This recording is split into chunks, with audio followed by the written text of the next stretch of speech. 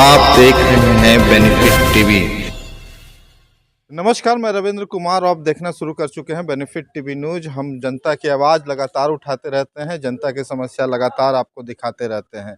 युवाओं की समस्या खासकर हमारे चैनल प्रमुखता से दिखाता है, क्योंकि युवाओं ही भारत का भविष्य है। और आज आयशा का प्रेस कॉन्फ्रेंस था और उनका नारा है, भाजपा हटाओ, शिक्षा, रोजगार और सामाजिक न्याय बचाओ। क्या कुछ आगे की इनकी रणनीति है, प्रेस वार्ता में किस चीज़ पर बातचीत हुई, आइए इनसे हम जानते हैं। बहुत ज़रूरी है रोज़गार की बात करना भारत में, क्योंकि आप सब कुछ बात हो रही है लेकिन रोज़गार और सामाजिक न्याय की बात नहीं हो रही है। चलिए, जी। क्या आज मुख्य मुद्दा रहा आपका? अ, देखिए, हमारा एक तो 2 तरह का कार्यक्रम है।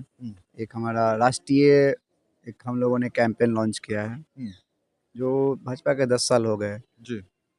वो अलग-अलग बड़े वादे कर रहे हैं, बड़े बैनर होर्डिंग्स लगा रहे हैं कि हमने पिछले 10 सालों में ये किया, वो किया। हम उनसे कुछ 10 सवाल पूछना चाह रहे हैं कि आपके शासनकाल में बेरोज़गारी कितना आपने बेरोज़गारी कितना कम किया? शिक्षा पे आपने क्या खर्च किया? शिक्षा के लिए क्या किया? स्वास्थ्य के लिए क्या किया? जो सरकारी संपत्तियाँ थीं, जो पब्लिक सेक्टर थे, उसको लेकर आपने क्या किया? तो ये 10 सवाल है हमारा। ये हमारा सवाल नहीं है एक्चुअली। ये सवाल बिहार समेत संपूर्ण पूरे देश के छात्रों और नौजवानों का सवाल है। वो छात्र नौजवान जो बड़ी मुश्किल से अपनी पढ़ाई पूरी करते हैं, पढ़ाई पूरी करने के बाद एक सम्मानजनक रोज़गार की तलाश में दर-दर भटकते हैं। जी, जी। और उनके सपनों के साथ सरकार एकदम खिलवाड़ करती है। जी।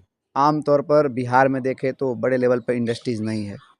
तो एक बड़ी आबादी है जो सरकारी नौकरी की तरफ रुख करती है, चाहे वो राज्य सरकार की नौकरी हो या फिर केंद्र सरकार की नौकरी हो। लेकिन और वो नौकरियाँ कहाँ मिलती हैं? पब्लिक सेक्टर में, जो सरकार उसको ऑपरेट कर रही है, चला रही है। जब आप पब्लिक सेक्टर को ही ख़त्म कर देंगे, उसको प्राइवेट कर देंगे, तो सरकारी नौकरियाँ तो स्वतः कम हो जाएँगी।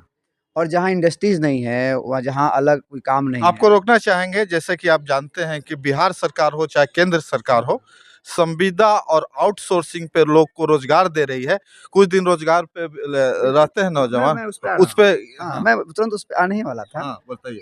तो एक तो ये हो गया। हाँ। दूसरा, सरकारों ने ये जो नया नियम जो ये लोग फ़ॉर्मूला ला दिया कॉन्ट्रैक्ट बेस पर। जी। कॉन्ट्रैक्ट बेस पे की जो बहाली है, हाँ। ये सबसे वाहियात तरीका है काम कराने का। जी। एक्चुअली कोई काम कर रहा है 3 महीना, 6 महीना, 9 महीना, उसको ये पता नहीं है कि अगले महीने हमारे साथ क्या होगा। हमारी नौकरी रहेगी या कॉन्ट्रैक्ट खत्म होगा, उसके बाद क्या करेगा? होता क्या है एक्चुअली कि किसी की उम्र अगर 22 साल है, चलिए 5 साल का किसी का कॉन्ट्रैक्ट हुआ या 8 साल का। तो सबसे जो अपने ऊर्जावान जिस समय में था, वो तो एक कंपनी को दे दिया 8 साल। और जब कॉन्ट्रैक्ट खत्म हुआ, उसके बाद उसकी नौकरी खत्म हो गई, तो अब वो क्या करेगा? ना पीएफ है, ना कुछ रिटायरमेंट है, कुछ भी नहीं है। हाँ। तो इस तरह के संविदा कर्मियों की जो बहाली का जो पैटर्न है, ये छात्रों, नौजवानों, रोजगार करने वालों के हित में नहीं है।